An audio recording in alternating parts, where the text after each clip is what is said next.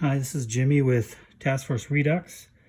Today I'm going to be shooting a video on a shop tip for bushing management for pen turning. You know, a lot of times we have these bushings that come in this little plastic bag, and that might be good for some people, but for me I like something a little more solid.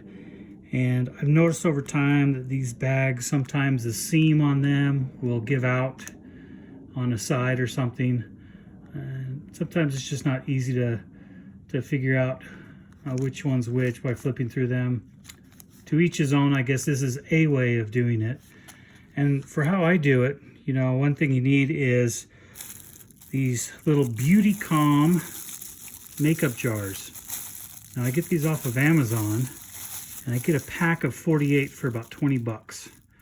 And one thing I like about them is that they're a screw top lid, so they don't come off accidentally or pop off during moving stuff around, boxes or what have you. So typically I use the 20 gram size. That seems to incorporate most bushings that are in the smaller tube area, you know, like the 7mm, 8mm bushings. I typically can fit those in there. If you have bigger bushings, like if you start doing fountain pens or some of the rollerball pens, for instance, this is the Majestic bushings, they will not fit in there. And then when that happens, what you might want to do is go to a little bigger jar, which they make them, and the next step up from the 20 gram jar is a 1 ounce, and then there's a 2 ounce jar. And the 1 ounce would get a little more expensive. I think you can get 12 for $10 on the 1 ounce jar, and then on the 2 ounce jar you can get 12 for about $17. But that's where I usually get them off Amazon, and that's typically where I get most of my stuff for cheap storage needs, or down at, say, Walmart or wherever. So one thing I like to do when I get my bushing set is I'll typically cut this label off. And then when I cut the label off, I just keep the part you need. Now, for instance, this one is for a Penn State DuraClick Slim pen set. I don't need all this stuff on the end here. I'll just cut that off. And then I'll just trim it off here. I'll see if it fits on my side there. It stands a little proud still. So I'll cut off the stuff down at the bottom. We know this is made for PSI. Now I'll take some clear tape, put that on there.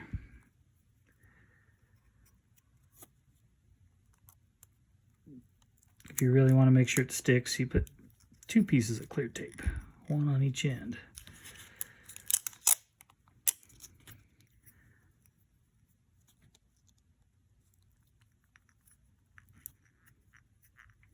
So when I do this, I like the white tops. You can get these in any variety of colors. They come in black, pink, gold. However, I like white for this reason. I'll take the white cap and I'll use a square of leftover sandpaper, and then I'll scuff up the top a little bit, just enough so that when I write with it, I write with a Sharpie on it, then it's easier to for the Sharpie, for the ink to stick. Now, for instance, this one is a DuraClick Slim, so I'm just going to write with a big Sharpie. You can use a fine Sharpie if you want, but typically I use just a regular old Sharpie. DuraClick Slim.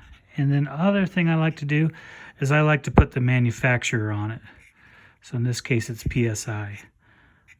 I know a lot of times manufacturers, they use the same kit and the same size bushings for many things. Every now and then though, there's maybe a kit that looks very similar, but the bushings are just a proprietary fraction off. So I like to mark mine with the name of the kit manufacturer. Just put my bushings in there. Still plenty of room, but on this case, this is for the DuraClick Slim, which is a pretty small tubed pen to begin with. And then, like I said, I got the screw top lid. And there you go. A good way to manage your bushings. Have them in a nice impact resistant little makeup jar that falls on the ground. Your bushings aren't going to go everywhere. I typically just keep these in a drawer. And one thing also to remember, sometimes the bushings are kind of a generic bushing. And so the same bushing might work with multiple pen kits. So in that case, you might want to just still put the sticker on the side, but maybe in smaller letters than what I did, put some of the different pen kits that it might go to on it.